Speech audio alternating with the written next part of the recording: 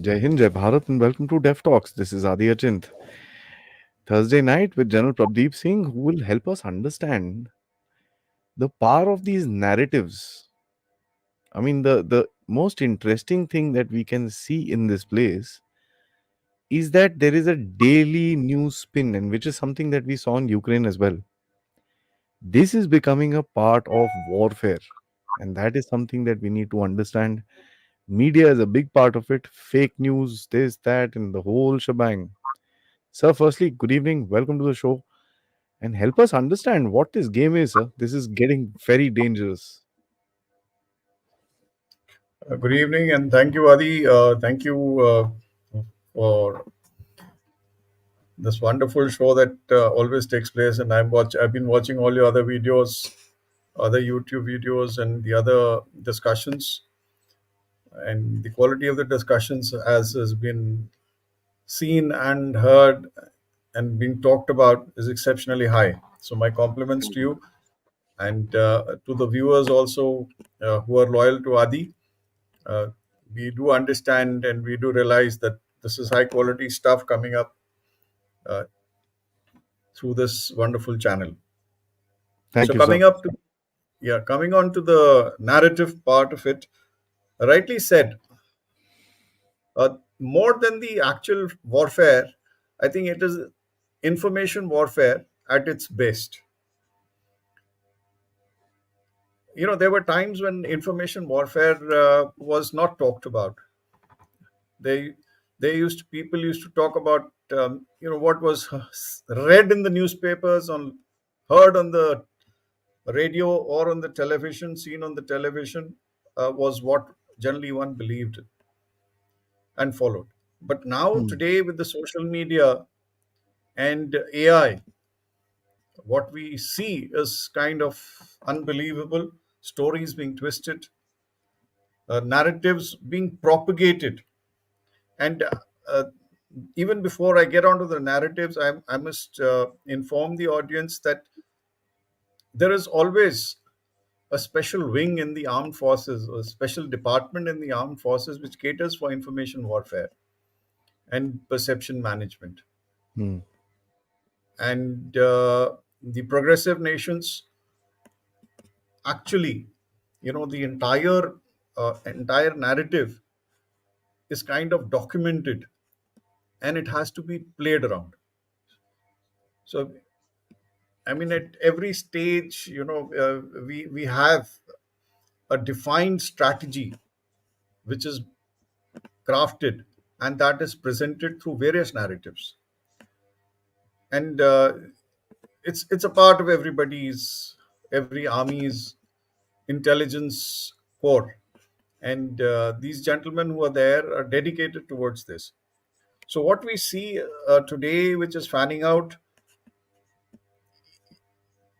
in Israel, in the Gaza Strip, and whatever is happening, is something which is makes the whole thing so jumbled up and incomprehensible, and tends to sway the mind of the viewers, the mind of the common man, towards a particular direction.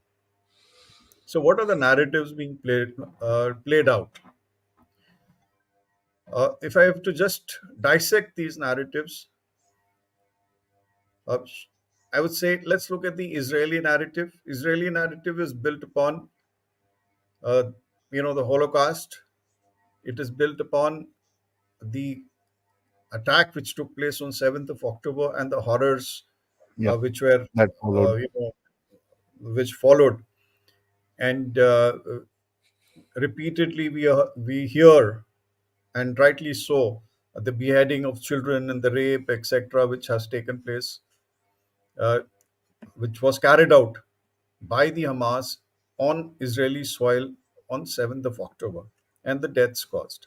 And of course, the kidnapping of, I think, confirmed kidnapping earlier was triple two. Now it has gone up to 223, 223, of which apparently, what I read is that about 50 odd have been killed by the Hamas over this period as the attacks have taken place. So how far it is true, we really do not know. and they had obviously made a statement saying that the number of attacks, whatever attacks are carried out by the Israelis, one of the captives or one of the hostages would be killed. So the figure that I get to hear is about 50 have already been killed out of this 223. How far it's true, I really cannot say, but that's what it came about. Hmm. So the Israeli narrative is very clear, and and rightly so, because they witnessed a 9/11 taking place on their soil. Now, when it comes to the Palestinians and the Hamas, you have a narrative saying that you know they don't talk of the attack itself. No Palestinian or no Arab country is talking about the attack which took place. What they're talking about is the plight of the Palestinians over a period of time. To the extent that the Secretary General of the United Nations, Antonio Guterres, had to come about with a statement, and he said that uh, this was bound to happen. I mean, the attack which took place was a manifestation of all that had been done by the Israelis to the Palestinians over a period of time.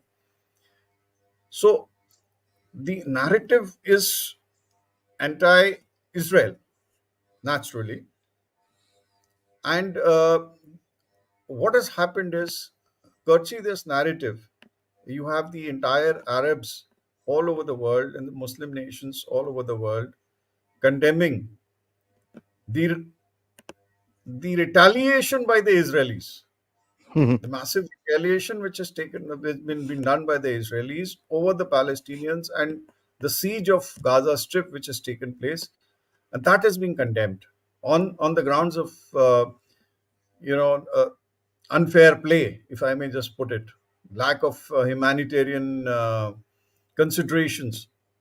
So this is the narrative which is following, and what has it led to? It has led to demonstrations all over the world. Hmm. It has led to the ISIS flag being coming out in the streets of London. London, my God. So this is the narrative. So the world today, as of today, is divided, and it is getting divided more and more. Now, who are the players behind those narratives? Who are the people who are going to gain out of it? Hmm. The We don't know. Palestinians, of course. The Palestinians, of course. Uh, I mean, they are the involved party, whether it's Israel, whether it is Palestine, but the war is between the two of them. Correct.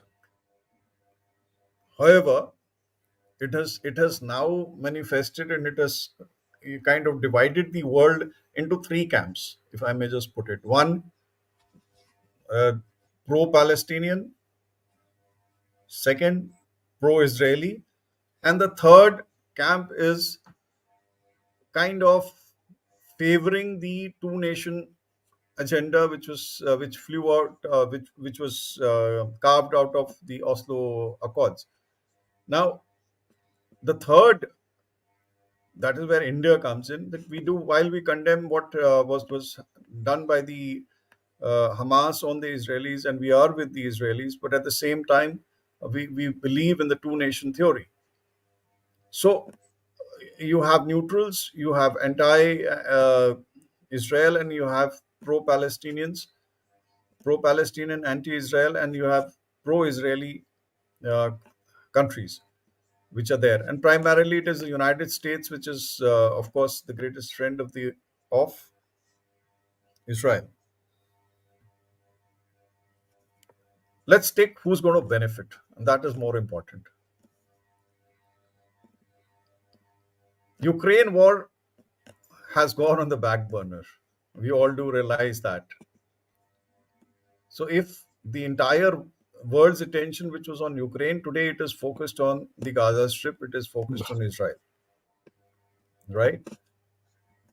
The 155 ammunition which was bound for Ukraine has been diverted towards Israel, and that is today one of this, C-17 aircraft which is flying in with ammunition. and is going to be landing, perhaps would have landed by now, in Israel. So Ukraine, as we see, is now on the back burner. We look at it as one of the skirmishes taking place. So who's benefited?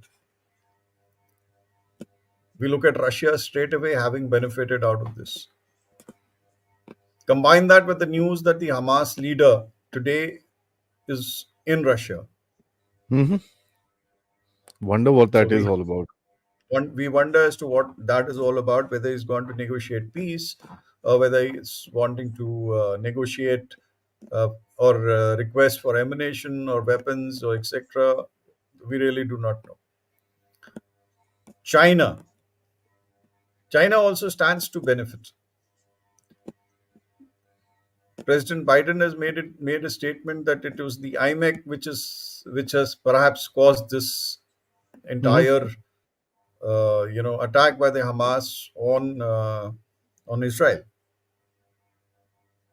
In his while he says that it is his intuition and not an official stance, but he strongly feels, and he's made that statement twice, that the G20, the success of the G20, and the success of the cooperation which would have which would have taken place on the once IMEC had come about, uh, is perhaps the root cause of all this. Now, who would have benefited if who benefits if the IMEC does not take off? It's a straight shot pointer to China. Yeah. It's a straight shot pointer to China. When I say China, because it was the BRI, the Belt and Road Initiative, which was getting affected, uh, and it was in any case a counter to this particular. IMEC was a counter to BRI, and this obviously has not been tolerated by the Chinese, and hence they have they may have or they perhaps have initiated this kind of a action, and may have prepared for this particular action, or assisted Hamas in this particular venture, which is a dastardly, a very brutal venture which the Hamas has come about. The next thing is, where does this narrative lead to? The narrative also leads us to the fact that the closeness of Israel to Saudi Arabia, which was building up, the rapprochement which was coming about between Iran and Israel, Iran and Saudi Arabia, not Israel, Iran and Saudi Arabia, was also not being tolerated by few players. And this was being brokered by whom? This was being brokered by China. Hmm. Now, who is the party who would not want such a thing to happen? Obviously, the right wings, extremists, who were basically anti this alliance, which could have brewed up, or which would have come about. That is the Saudi, Israeli, and the Iran, Saudi kind of, getting closer would not be tolerated, and the same thing being brokered by China. Who would not? Who would be the ones? So, in my opinion, the United States also clearly stands out as one of the Guilty party. unhappy parties to the party. So, so you have Middle East becoming uh, a playground which has diverted the attention of the world in many ways. Correct. Russia, the Russian attacks, the Russian war in the Ukrainian war, attention has been shifted. The China has been able to shift the attention from IMEC has become kind of redundant as of now, because without Israel, peace in Israel, it cannot work Hmm. about. Yeah. It'll take some time. So, so the BRI again stands to gain. And third, the Chinese influence in the Middle East has been kind of derailed for the moment. So you see that it has become a geopolitical, uh, what do you call, mishmash, and the result of which is a humanitarian crisis which is taking place in Gaza. A Yep. lot of lives are being lost, and the narratives coming about by these ghastly pictures. Now we've got this picture wherein the same girl has been carried by three different people, and they're trying to paint it as a, what do you call, obviously she's been affected by the bombing and etc. by the Israelis. So when such kind of narratives come about, and then we had a reporter, which is, she's lying down and reporting about the war, whereas in the background you can see everything is normal, cycles moving and people walking, whereas she's lying down and trying to say that she's very much in the battle zone. So this kind of dramatic narrations are bound to uh, skew the mind or the thinking of people, of the common man, and this is leading to what the big divide in the world, Hmm. which is not a sign. And every nation today has to be careful so that you know the divisions do not take place in society. Yeah. Sir, I'm going to show these photographs in a minute, actually. I have them ready and a couple of other things as well. But I wanted to basically ask you about the media to begin with. I mean, we have a media that refuses to show the truth, that refuses to actually just do his job, right? And they've become opinion masters rather than anything else. I mean, you say that okay, there's a attack which has happened from Gaza. Israelis are dead. There's been this thing. Israelis are hitting back, and Palestinians are dying. Fair enough, understandable. It's a very balanced this thing. But who will call who a terrorist? Who will condemn what and how and when? The discussion has come down to that. So, which is what my next question is. If you see the media narrative, it is about condemnation rather than actually analysis. See, news, we all know today, BBC is at the is bearing the brunt of the wrath of all the Israelis, whosoever has been called on. Yeah, this is the picture. Now here we see the picture of this girl being, you know, two girls in one the same dress, then you have the same dress, and then you have the same dress. So what do you make I out mean, of it? कपड़े तो This change is कर लो यार. manipulation of the truth by the media, by social media experts, so to say. I mean, we know how AI can twist things. You just, you- I mean, within seconds you have images being changed and the backgrounds being changed. So this kind of a thing is happening, which is quite unfortunate. So yeah, we Hmm. were talking about the media. Now Actually, if you this, don't mind, I have another one. yeah, A now dead look body at got this. a text message. So the dead body's got a text message. How can you and do dead bodies sit like this? I mean, this is the kind of thing which is happening, and this is all building of a narrative. No, when I say building of narrative, we are talking about in the end of it all, where are we headed? Is the question. Question. Narrative building by various media houses for greater TRP, etc., is a different story. We all do realize that today, if YouTube channels have become popular, it is because of unbiased reporting and unbiased uh, analysis which come about. And there are many sane people who do not watch TV at all in their houses. You do see, TV in my background, but trust me, I do not watch TV. I do watch Netflix once in a while, and that's about it. But I do not even have a, what do you call it, connection as far as the news etc. is concerned. I do not have it in my house, so we do not watch because one gets swayed, one gets influenced, and one starts speaking the same language. Correct. And even if you go to the United States, the media is, just I mean, I've seen it.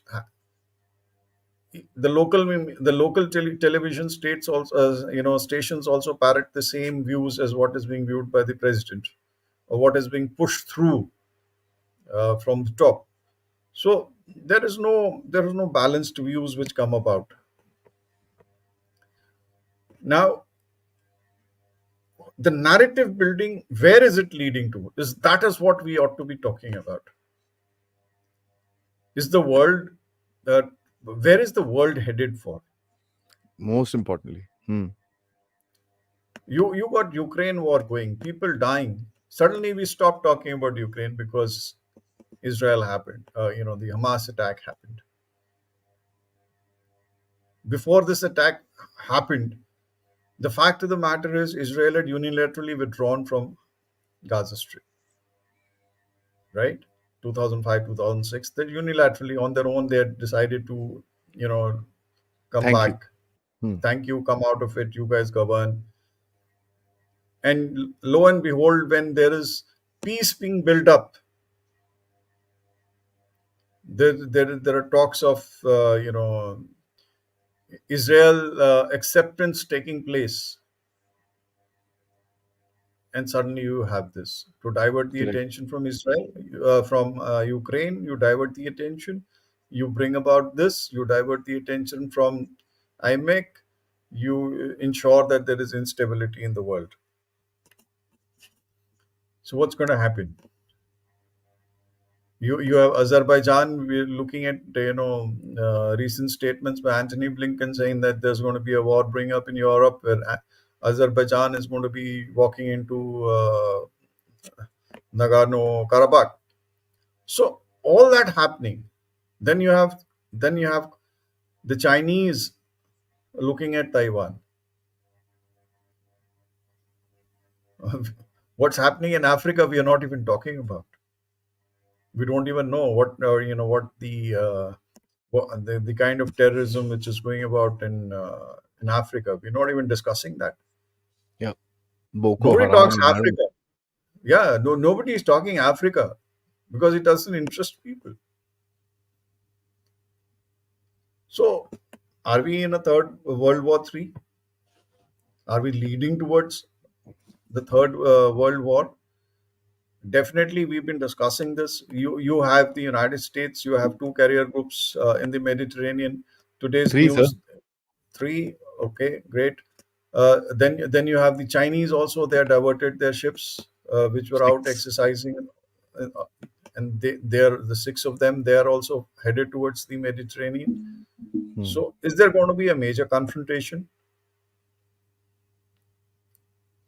Will what would be the next spark? Where would be the next spark if the I'm thinking American Asia, force? sir. For some reason, I'm thinking Yeah, Asia. Rocket Man will yeah. do something. So you have the Rocket Man also itching to do something and prove a point. So when you look at all this, I think we are in a very the world today is at a stage wherein human values have gone for a six. Human life is not valued at all. If you just count the number of deaths which have taken place in the last year and a half or so, you would just imagine as to what has happened. Had there been peace and people prospering, I think there's no harm done when the borders are dissolved and everybody is living together. Now, who is to blame when all this is happening? I read today that the stocks of all the defense industries in the United States, they have kind of risen very high. They've made huge profits. Obviously, the defense industry is making huge profits, whether it is the German Rheinmetall or whether it is companies in the United States. Yeah. So there were statistics which I unfortunately do not have right now, but they're talking about they're having a gala time. I mean, they're growing Yep. at the cost of human lives.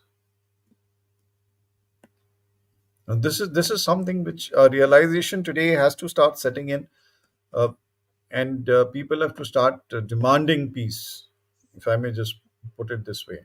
Of course, there is a pressure on Israel. The United States is also, is talking about following the humanitarian laws, following the laws of warfare, etc. They've been pressuring Israel to do so that a humanitarian crisis is avoided. But I think the Israelis are are uncontrollable and annoyed beyond limits, because I think they overtrusted, and kind of they were driven into a, a complacency, which led to all this. Notwithstanding, we got to see where it is headed. So you have Israel, you have the United States divided, a tension between Ukraine, Taiwan, and Israel. You have Russia having a good laugh, carrying on its operations in Ukraine, and yeah, I mean, things have become relatively much easier for the Russians, because the moment the ammunition supply and the arms supply reduces, uh, Ukraine war, the Ukrainians cannot sustain, and so Russia is kind of on a pig's back at the moment, if I may say. China is sitting tight and watching and having fun and enjoying itself, to the extent that it may spring a surprise somewhere. Mm, The Chinese themselves are not going to be sitting idle, because they mm. also have to prove a point that we too are in these. Uh, as far as power play is concerned, we also exist, and we are also capable of doing something if we want to. Correct. So this is the right time for China to do some play some mischief wherever it wants to, whether it is Taiwan, whether it is India, or whether I mean wherever it wants to play mischief. So all these we got to be on the watch. We got to be watching out for any trouble which is brewing up. And then you have Pakistan in our neighborhood, which is also trying to compare Palestine and Kashmir and all that in the United Nations, which is again, I mean, doesn't hold any logic, no truth. So this kind of things are happening in the world, which is not very good. And media is just parroting. Media is just, it's I paid. don't even know what they're doing. I have no No, idea what they're doing. it's become like the international media today. Unfortunately, the BBC, etc., also playing to the tunes uh, of people who are just out to increase their TRP ratings and making money, and that's what it. I mean, Yeah. there's no I truth in mean, what they I'll report. take a live examples. I'll take a live example right now, and I think there's so many people watching, and everybody's just talking about Qatar, Qatar, Qatar, Qatar, Qatar. Yeah, Okay. Now this is how a complete spin is done. Let's look at the facts. 8 people are there. They're ex forces. We don't know what the reality of the game is. Obviously, there is an emotional connect where we want them to come back. Absolutely. But my simple structure is, look at the way it is being projected. It is a court. We don't even know if it is the highest court in the country, the lowest court in the country, a high court, or what is it. We don't know. We don't know what is the system of appeals. We don't know anything, right? But the media will pick it up as a hot potato story, enrage people around the place for whatever political reasons. The pro Modi gang will use it as a this thing कि अब देखो हम कतार के साथ क्या करते हैं. The anti Modi gang will use it as a this thing कि देखो ये तो weak हैं, कुछ करेंगे नहीं, कतार इतना सा country है, ये है वो है. All that will be there. I'm seeing this in on social media everywhere actually. This is the problem with the media, sir. It enrages people to an extent that they stop thinking logically. The same example that I saw with that hospital, sir. The attack happened within 45 minutes. All Arab countries had condemned Israel, judge, jury, and executioner. Yeah. Why have we become the fastest finger first people? You see, let's take it this way. I mean, these are business houses who control the media, and they're out to make money, and that's about it. And more sensational the news, the better. I mean, eyes they draw, and eyeballs they draw.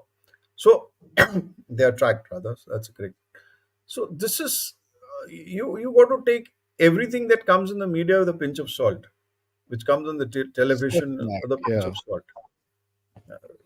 Rather not a pinch of salt with a handful of salt actually. So uh, as I said earlier, the sane people today, I mean, most of us, I, I don't know, have stopped reading the newspaper, other than the fact that you need a newspaper because of the advertisements, local advertisements, and the discounts being offered here and there, and comes in a little handy for the ladies, uh, and to use the newspaper for cleaning glasses. That's all. That's about all. Otherwise, who's watching TV? Who's wasting time on TV? Anybody who's watching TV and discussing it because based on TV is a person who's stopped using his mind.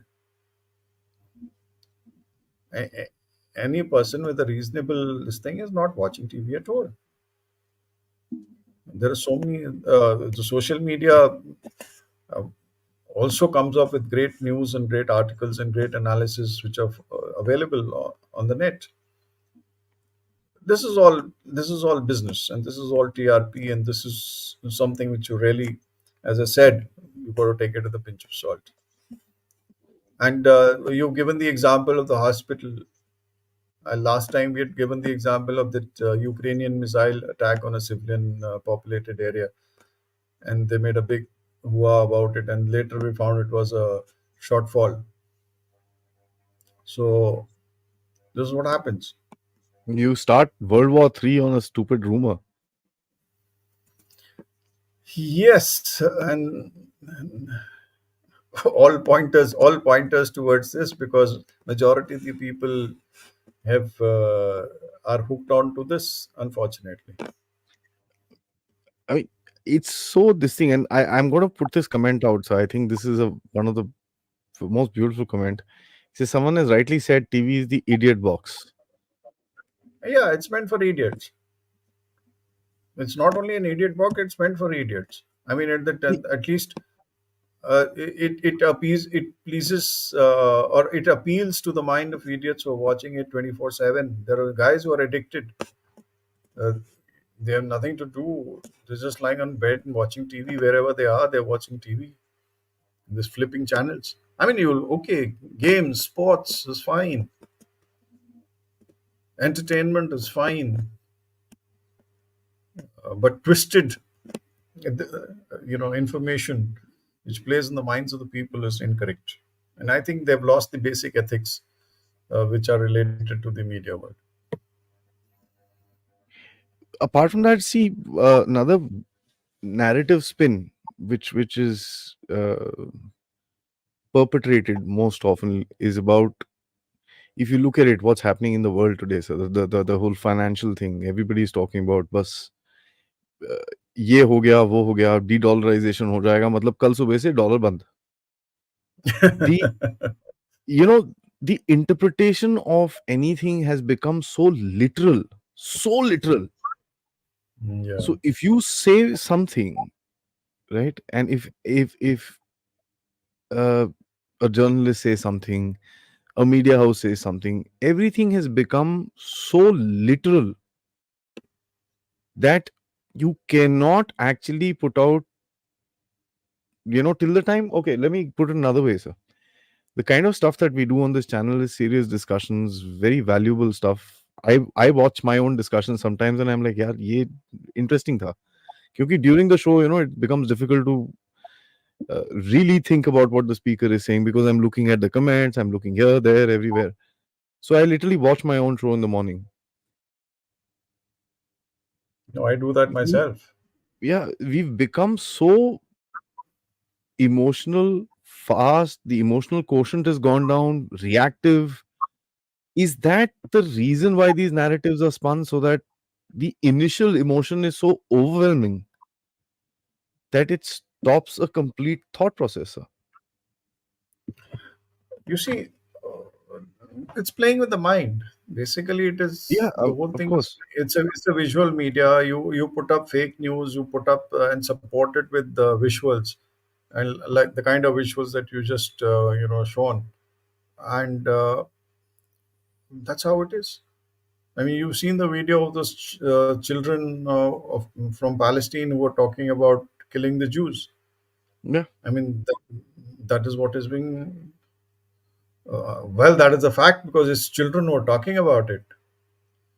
But at the same time, we all get to understand as to what is the psyche of those people. You heard it that you would have heard that one which says which talks about the son talking about uh, killing 10 people, and he's talking to his parents, says I killed 10 of them, and he's feeling good about it. So when such things are played up on the media, or whether it's the television or otherwise, you are actually playing with the mind of of individuals, people. Yeah, and that is what perception management is all about. That is what information warfare is all about. Now you'll be surprised as to how these things are, these narratives are actually, if I have to put it this way, we have a narrative. I know of a particular country, the way it goes about its narrative is amazing. They define the topic as to this is what we want to project, then they break it down, then they have columns to say that this particular platform will be used at what particular time to portray what. So these are very, very thought of deliberate campaigns which take place. Information warfare is just not spur of the moment. So if something has to be brought about on the television, it has to be fed to the television. The script has to be given to the television news anchors. The script has to be fed. It has to be supported with a lot of visuals. That all that is provided. This has to be tweeted, and this will be tweeted after that show. So these are the handles which are going to be operating. It's a very, very deliberate process. An idea which has to be put on the enemy's mind or in the mind of the public. These are very, very deliberate actions, well hmm. thought of. So that's why it's called information warfare, right?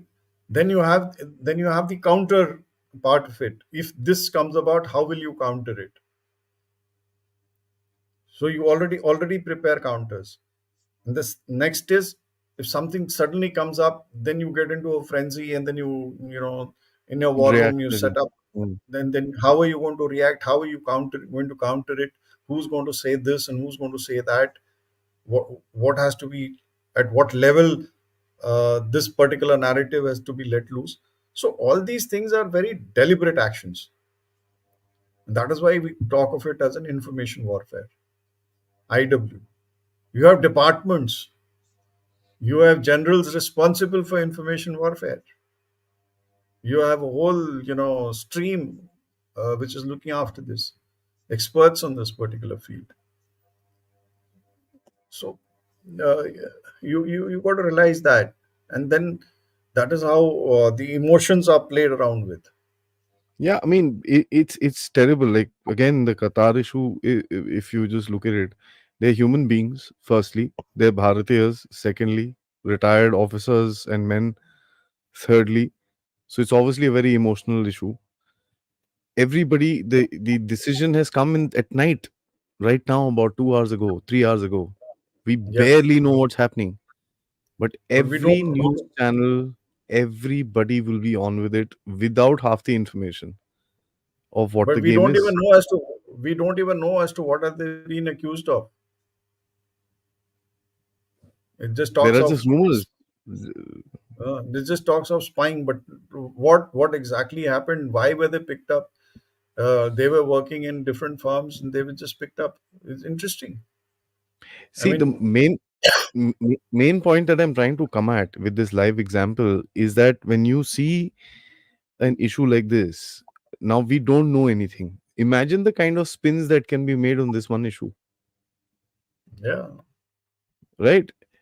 Because we are so emotionally charged up right now, you can create spins. Means you can, the Pakistanis can come out and say a whole lot of things, the Americans can come out, the Canadians will come out, the world can come out against you and create so many spins that before we even sleep and wake up the next morning, we'll have 300 mysteries to solve. yeah. But then again, the while all this will happen, it is for the intelligentsia and to kind of again just keep it aside, because Mm, if the government has to act, if the government has to act, the government has to act, devoid of all these what do you call opinions which are being kind of manipulated. So, and then the government cannot get carried away, and that is what that's where maturity of the bureaucrats and the diplomats and the politician comes about. A mature government will act accordingly, right? So, and people who want to make just who want to come up on the TV and shout, there are quite a few of them, uh, just looking at their own TRP. What I would look at this is, while all this is happening, but nobody unfortunately today talks of peace. And whether it is Ukraine or whether it is Israel or whether it is Azerbaijan or whether it is what's happening in Syria, nobody is talking of peace. Unfortunately, again and again, and I keep repeating, the United Nations seem to have failed as far as all this is concerned. yeah, Why? I mean, if the United Nations were strong enough today, they would have kind of uh, been able to twist, able to intervene, able to make strong statements. What what is happening is vetoing. When the Russians introduced something, the United States vetoed it. As far as Israel is concerned, when the United States introduced something, Russia and China vetoed it. we told it. So the fact of the matter remains that the P5 themselves are responsible for not bringing about peace. The permanent Correct. five, they have failed. That's the true narrative. The P5 today, what are they for? To bring about peace. It has become, the P5 has become as if a check and account. I mean, you introduce something, the other guy vetoes it. The other guy, or vice versa. That's not what the P5 is supposed to be doing. The P5 is supposed to be sitting down together, banging their heads together, bringing out solutions to all these problems. I want to know, what did they, when you veto, either with the Americans vetoing or whether it's the Russians or the Chinese vetoing, I want to know, and the world must actually be coming forward and wanting to know, why are you there if you're not? sitting in the Security Council and you're not talking about bringing peace in the world. On the contrary, trying to stop peace. Why are you there then? And that's my question to the P5. If the P5, out of P5, the other two, other than Russia, China, and the United States, the other two are kind of spectators in the whole thing. Lump states, if I may call them. Yeah, why do they exist? There's no need. Yeah. There's no need for the other two. Absolute lump states. There's just no need. Absolutely, sir. Correct. So when the United Nations hence must get, I mean, there has to be introspection. They have to think. The world has to start thinking in a different manner.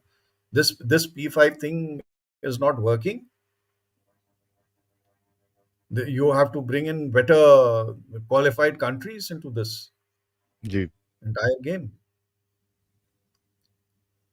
If the world has agreed to have a security council, and if the P5 cannot bring about security for the common man, then what's the point? I mean, they have to go past the differences and sit down together and see as to what solutions can be brought about. Is that happening? I don't see that happening.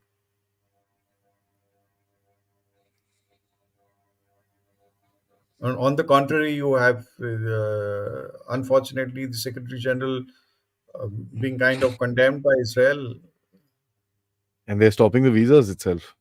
stopping the visas, etc. I mean, that's if that is the standing of the United Nations, then unfortunately it need not exist. If the peacekeeping missions have to be closed down because the countries want them out, then there is something seriously wrong in the system. I mean, lastly, sir, I'd just like to ask you before we get in to the questions. There is also a particular way that these narratives are spun by countries. I mean, the most beautiful one, if I may say this, and the most hypocritical one is, oh, we respect territorial integrity and sovereignty of other countries. And it comes out of China with Where a straight face. it has had the maximum disputes. I think everywhere it goes, every country which is neighboring it Yeah. has a dispute. Now, which is what brings me to the question. You've got a China who'll rant on this particular aspect in every, sorry to use the word, freaking meeting that he will sit in. Okay. How do you counter that stuff? You can't have world leaders standing up and saying, "Abey, ye jhoot bol raha hai tu." You You can't see, do this that. is yeah. I mean, I agree with How you. do This you is how do you how do you even begin to tell Xi Jinping that, listen, dude, you can't talk like this because we all know what your reality is. But because of political correctness and diplomacy, this will never happen. And I find diplomacy to be useless in these aspects. Sir. I'm probably being a little hardlined here, but your comments. you see, as you yourself said, it's diplomacy, and it is I mean, it is just pure diplomacy because nobody wants to antagonize and everybody wants to be correct on paper. But you do have of late, many politicians coming up. You see what Turkey is doing. I mean, you see what Hungary is doing. I mean, they're coming out right and telling you, okay, fine, this is not the way it's going to be. There are political leaders who are standing up and uh, pushing their agenda, or pushing, or at least putting up their mind in public, In the game, yeah. in the game, fearlessly. Now, if you have this kind of so there is a new there's you look at what's happened in Africa. I mean, they thrown the diplomats and the bureaucrats out of the window, and then the military is taken over. They said, "Hell with you, out you go, France. We don't want you." So people are waking up. Leaders are coming about who are calling the shots, or wanting to, uh, be absolutely blunt and straight in what they want to convey. Hmm. Hmm. And when it comes to, say, China, yeah, you don't want to, I mean, at the face of it, you want to maintain cordial relations because you don't want to get into a direct confrontation, whatever be the case. And but at the same time, you have to be prepared, because this sweet talk by the Chinese all over, maintenance of territorial integrity and all that shit, while at the same time they're doing what they're doing on our borders, uh, is not acceptable, and we know it, and the world knows Absolutely. it. And the Absolutely. world is not. I mean, you read what the U.S. What do you call the report on security, which comes about Now, national security report, yes, sir. national security. So, very bluntly, it is stated the whole. In fact, it is quite interesting, because the whole world, whenever it comes about, whether it's the Australians, whether it's you know the Americans, whether it's the Brits, and everybody is calling the Chinese as a state which got to be which is creating all the problems in the world. So there are some people who call it out, some people who don't, but the world realizes and everybody understands, and nobody is naive and stupid. It's not, but you still need to maintain pretenses, and that's something which is amazing to me. Yeah, because you don't want to. I mean, you want to negotiate. You see, on every whether it is in a corporate, whether it is in the military, whether it is in any realm, you want to negotiate, you want to discuss, you want to manage conflict, you want to ensure that escalation doesn't take place, because it's in the interest of your own country. Any escalation, any conflict is expensive. Hmm. When you say it's expensive, it has an effect on the economic conditions of the country, which directly or indirectly affects the common man. So it's in interest of every country to be kind of try to negotiate rather than get into a conflict. Get into a I conflict. Yeah, I guess that is where it Absolutely. and mature countries would kind of believe in that. True. Absolutely, sir. Guys, let's get into your questions. Please like the video, subscribe, and absolutely, most importantly, we need to ensure that you are spreading the word about Dev Talks. And Diwali se pehle, if we can hit that 1 lakh marker, it'll be amazing. So please, thank you so much for all the help till now, and I'm looking forward for a long, long association with all of you. Like, subscribe. You can contribute towards my efforts. The direct contribution QR code is up there, or you can become a member or send us super stickers, super chats. JBJP, thank you so much. He says, Jalsa, you said economic World War Three. Now it seems a real World War Three. Oh, not really. I never mentioned economic. I don't know where, but yeah, No, it's we've done this discussion now that this is an yeah, economic war. yeah. It is. The entire wars are all about economy, right? Let's get it. It flows out of that. Uh, if you are an economic power, if you are economically strong, only then you go and invade another country, right? Based on ideology, I'm afraid it doesn't happen. It You got doesn't to have happen. the back. You got to have economic clout, so to say. And if you are not strong economically, you cannot wage a war and win a war, because your defense industries, your I mean, if in case of war, your transportation, your railways, your industry, everything has to be geared up to wage war. Real war is actually also an economic war. I mean, it's all Mhm. related to economics. Yep. Whoever has the economic strength will stand. Devi Guru Prasadji, thank you so much, sir. If you don't have the capability to counter narrative, on times it is best thing to promote our own masala narrative to overshadow the propaganda. Yeah, it happens. I mean, if you're not able to do it on time, because anything, you have to counter a narrative, it has to be done on time. If it is not timely, then at least push your agenda, which you have already decided upon, and overshadow it. So very, it's a strategy which is of course followed. This, I think, is this person has summed up the entire thing in a fantastic little comment. Rishikesh, he says, you can't make a man see if he's pretending to be blind. Very true. And Amazing, unfortunately, that is what amazing comment. happens, because most most of the world is pretending to be blind, and you can't make them see, and that's what the media is all about. I mean, great comment, thank you.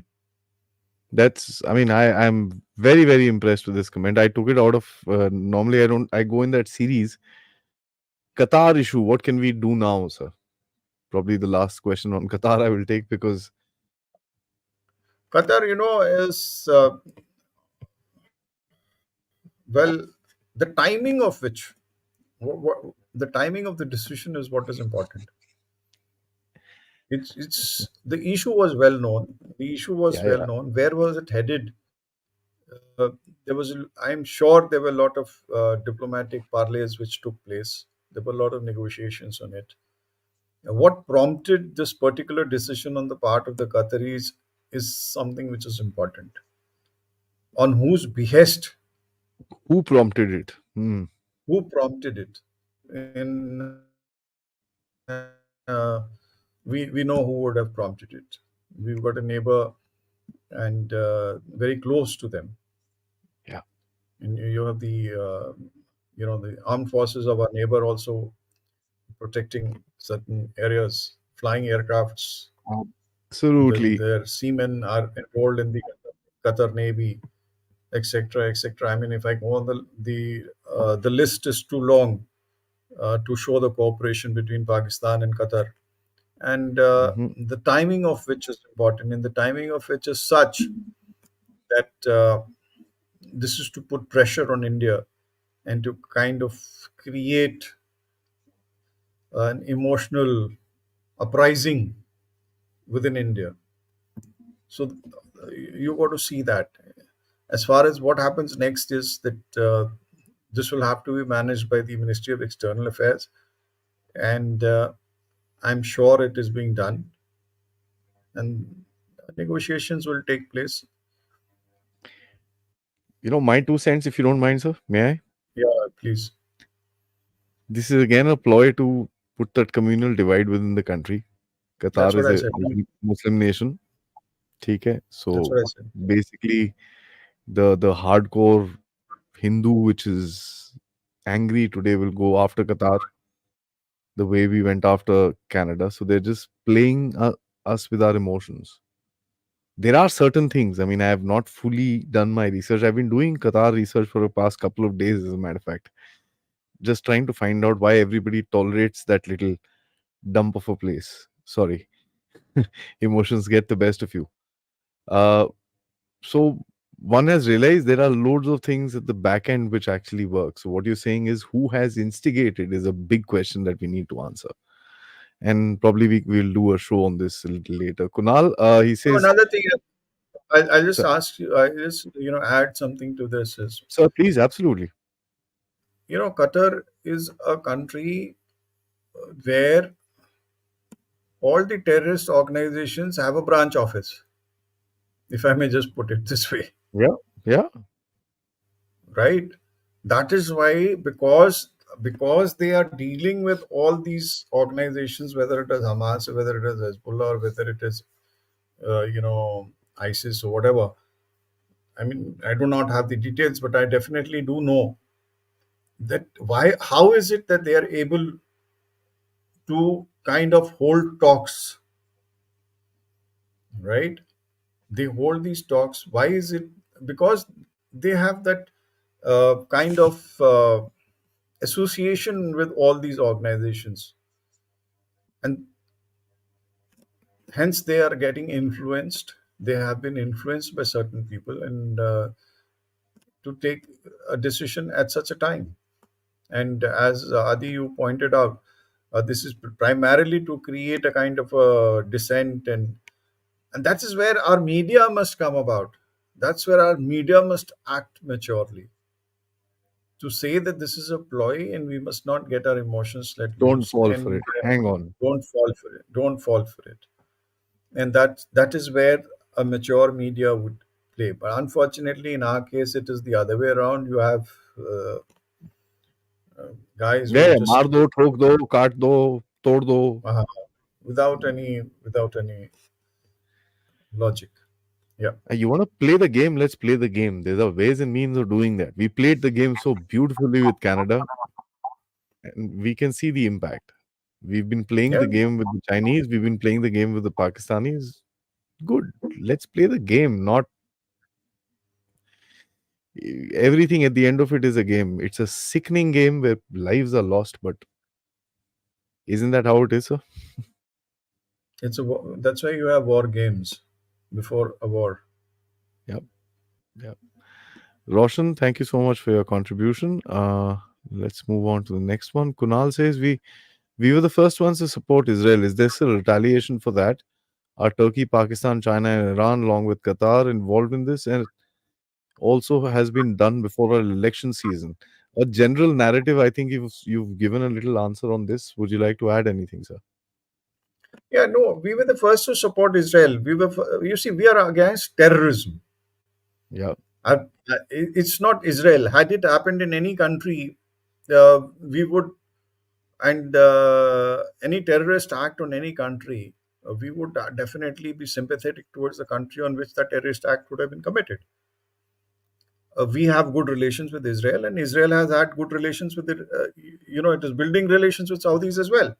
So hmm. let's not mix up the thing. Diplomatic relations are different. We've got a lot of Indian Jews, the Kuki tribes and then Yeah, Mizos who are there.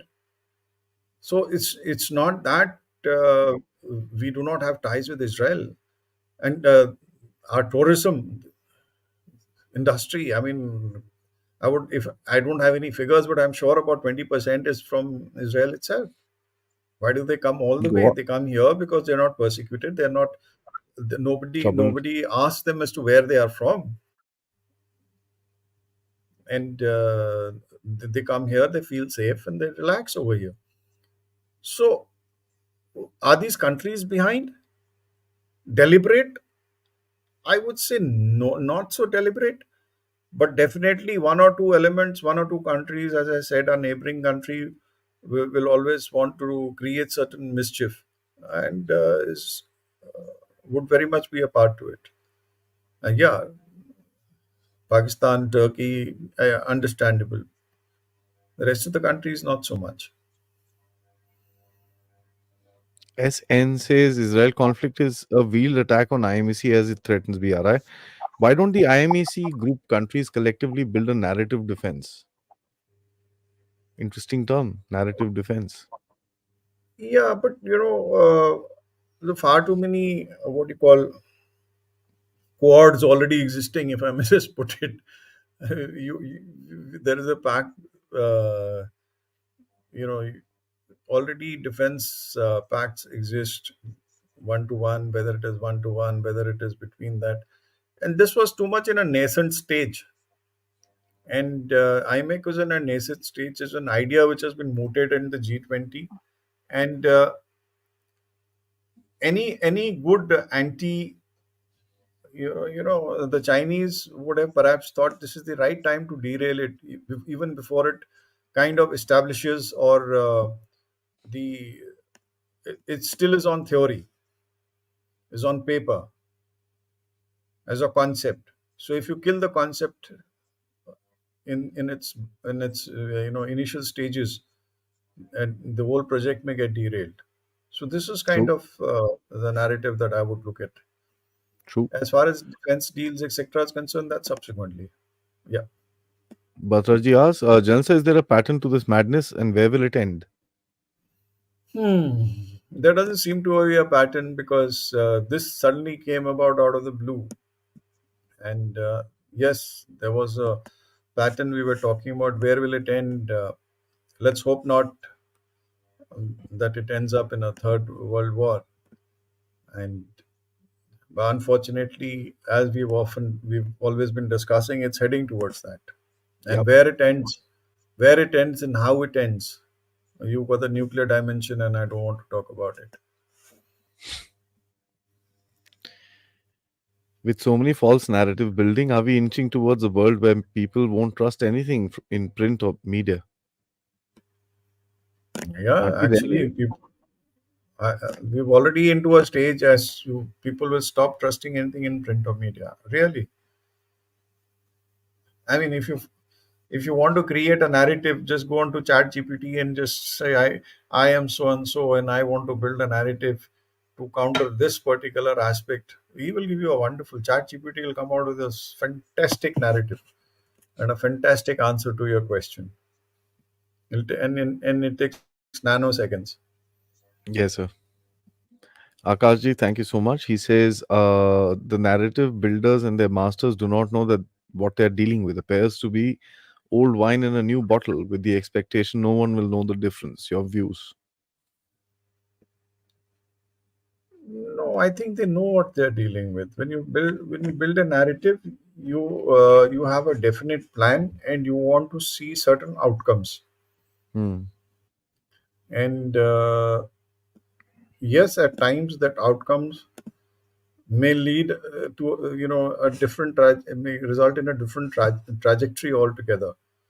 But those you want a particular trajectory to take place where you want it to lead to a particular direction, and by and large you know as to where it's headed. Absolutely. Sonal Vora, she says AI manipulations will increase reactiveness. This, unfortunately, is the age of information warfare. Bharat helped Israel by categorizing Hamas as terrorists the right way. Qatar and others are unhappy. Absolutely. I mean, we not helped, Hamas by categorizing it as terrorists. The fact of the matter is, it was already designated as one, right? Hamas is already and uh, when it comes to terrorism, India, is in the forefront of condemning terrorism all over the world. So when we the fact of the matter remains that whatever happened on the 7th of October was gruesome, Yep. a planned, gruesome operation. So that needed condemnation, and we did condemn it. I mean, it's so Others, amazing. In the West, these three words can't come out. I condemn it. yeah. Unfortunately, the others are very happy uh, that this instigation took place. Hmm. They wanted Israel to react, and Israel has reacted in a particular manner. Now, that is to an advantage of the rest of the world who is anti Israel and pro Palestinian, to say that, look, this is the kind of humanitarian crisis which has been brought about because of the acts of the Israelis. True. Nobody talks about the initiation part of it. That's the unfortunate Absolutely. part. Alpha Jam, he says, please make a video about how to To build narrative and control your to build a narrative and control your EQ because many people can't control their emotions, you especially better become Adi, you better turn into a psychologist now. Sir मैं तो No? साइंसिस्ट हूँ पहले मैं scientist नहीं हूँ साइंसिस्ट हूँ Yeah, people really don't know. yeah Unfortunately, quite a uneducated youth exists in the country, unemployed, uneducated youth, and people do get carried away, and emotions run high. true And over a period of time, we have seen radicalism in all spheres. I mean, we're not talking about a particular religion, we're talking everywhere. everywhere Everywhere, each religion today is becoming more and more radical. This is something that, needs to be washed out for. Earlier, you had in every group you had a radical element, which was a minority. Today, that percentage of radicalism is increasing, and this is what is leading to trouble. And Chaos. radicalism is increasing again because of the false narratives being built up on media. And I would have the media to blame for this. True, sir. Rajesh ji, narratives are made before the incident is created. The time you take to counter it, they are ready with another narrative. हमको पीछे ही भागना है. No, you'll be surprised that you have narratives, you have counter narratives. And if a narrative is let loose, obviously you have to counter it. So you are now running after countering it. So this is a cat and mouse game which continues on both sides. And this is continuous. Earlier times when social media was not so active, you did not come to know about it, Hmm. but it still ran. The narratives and the information campaigns, perception management campaigns continued. Now, when you talk of perception management, it is on both sides. Perception management is when China shows its on the videos, it shows what kind of a mighty army it is. Haven't you seen those promotional videos? You know, marching and the tanks on being displayed and the number of missiles being paraded. All that is perception management to show as to how great power we are, right? Hmm. So that is perception management. Don't mess with us. We are a superpower. We are a great power. This is there in our armory. So that's all perception. So Absolutely, sir. Rajiv ji, uh, Jan Saab and Adi about narrative building, in my honest opinion, there are three C policies used. Three C's is convince people, if not confuse, otherwise corrupt the people or the issues. Do you agree? absolutely. I mean, you got to convince the people. You got to confuse the people. If it doesn't happen, you got to corrupt the person's mind. Yeah, Use the crook, very if much. it may be. KSC Yeah. Prasad ji, thank you so much for your contribution. He says false information and narratives have an agenda. Bharat should modify laws to clamp such blocks. Is Qatar's independent decision or the US behest? Or on the behest of the United States. No, it won't be on the behest of the United States. It would be on the behest of the Pakis or the influence of the Pakis. Now that that bomb has come back, what's his name? Uh, Nawaz Sharif, sir, I think it's a little bit to do with that, quite evidently. And थोड़ा-सा अपने ऊपर से attention भी हटा लो यार, सारे Hamas equals कतार बोल रहे हैं, थोड़ा थोड़ा mm, you know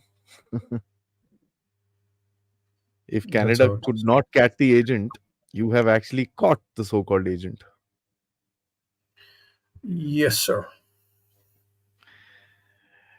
Asinkana. Qatar has been created as a darling of the Anglo-Saxon community to balance the supremacy. This is an interesting narrative itself, that you Yeah, have people working for you as a interlocutor, negotiator. Qatar is definitely a big darling of these people. I mean, they have one of the biggest. United States has one of the biggest air force bases in Qatar. Yep. Huge, and Qatar is one of the richest countries, and it doles out a lot of money. It actually throws a lot of money and wins over all this the Anglo-Saxon community, as we said, and that's how it is. That's how they are able to hold talks in on their soil, and that is how they are able to broker some kind of peace between troubled areas. So it's built a reputation for itself. But unfortunately, whatever has happened with our Indian sailors, you know, for all those who really do not know, the Qatar Navy has a whole lot of Pakistan Navy personnel In it. uh, in it. The Qatar Air Force Most of it is being flown by Pakistani Air Force guys. So uh, obviously, when you have Indians there and you have Pakistanis there, they put the Indians into trouble, and that's how it is. The yeah, I mean, you And remember when I the would, plain and simple, actually. yeah, yeah, There a whole lot of Pakis there, and these few guys who must have been there, they must have been doing something interesting and something worthwhile, and so they are behind bars. And today, the decision has been given. and let's take the last one, sir. JBJP. He says, please give your take on how Israel-Gaza conflict is progressing. Is Israel delaying the ground offensive due to US pressure? Is Israel really serious in ending Hamas or just bombing? Yeah, this is a good one, and this is what we should have been discussing. But then, how we we focus today on narratives. How is it progressing? Is the Israel ground invasion been delayed due to U.S. pressure? Yes, the United States has asked them to go slow on it. Uh, it's 20 days since this conflict started. Now let's put ourselves in Israeli shoes. Hmm. Ye- whatever be the situation, Palestine is supposed to have two separate areas. It's supposed to have Gaza, and it's supposed to have the West Bank. As Palestinians, would you want to be in two pockets or you want to be together? So if you're talking Well, of two nations, if you're talking about the two nation theory, you would want to be in areas which are contiguous. You don't want to correct. have two pockets to be living in two pockets. So you want to be living in one single pocket. So what would you want to do is to expand and combine and be one. You agree with me? If you were Israel, what would you want? While you Keep want these to guys in one coexist, place. while you want to coexist, you want to make sure that while there are two pockets, let them remain as two pockets, control the two pockets, two areas, and don't let them get together. Alternatively, let there be only one area. Keep them together and keep them closed. Keep them in one area and keep them closed. Now, that's the overall, picture. Now, what happened, and why the Palestinians kind of have been anti or anti the Israelis is because of the treatment being so-called treatment being meted on them, because everything is being controlled in the Gaza Strip through Israel, Hmm. right? Whether it's electricity, water, the communications, the whole damn thing is there. Progressively, about 20,000 people, initially there were 2,000, 5,000, 10,000, now 20,000 Palestinians from the Gaza Strip were coming on a daily basis, working in Israel and going back, Gee. right? So, this kind of mechanism existed. You had Hamas, which was earlier pure terrorist organization. Then it became a political. It took on a political this thing, and also fell apart from the Palestinian Authority, the main Palestinian Authority, that is the Fatah group. So, that separation already existed between the Palestinians. You had the Hamas and you had the Fatah group, which is in West Bank. Fatah. Hmm. Yeah. So that is it. Now Hamas is creating problems for you. West Bank is not creating problems for you. Uh, Gaza Strip was creating problems.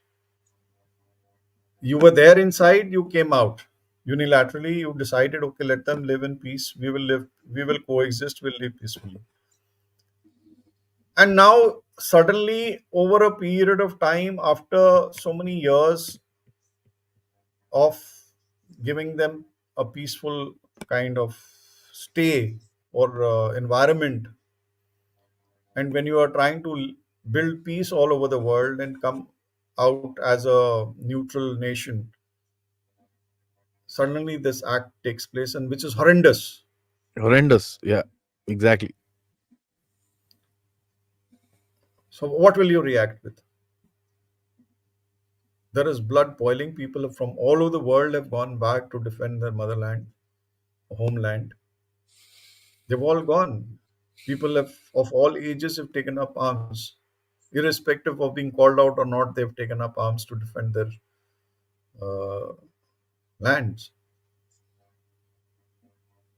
So obviously they are very serious. You can't have children being beheaded.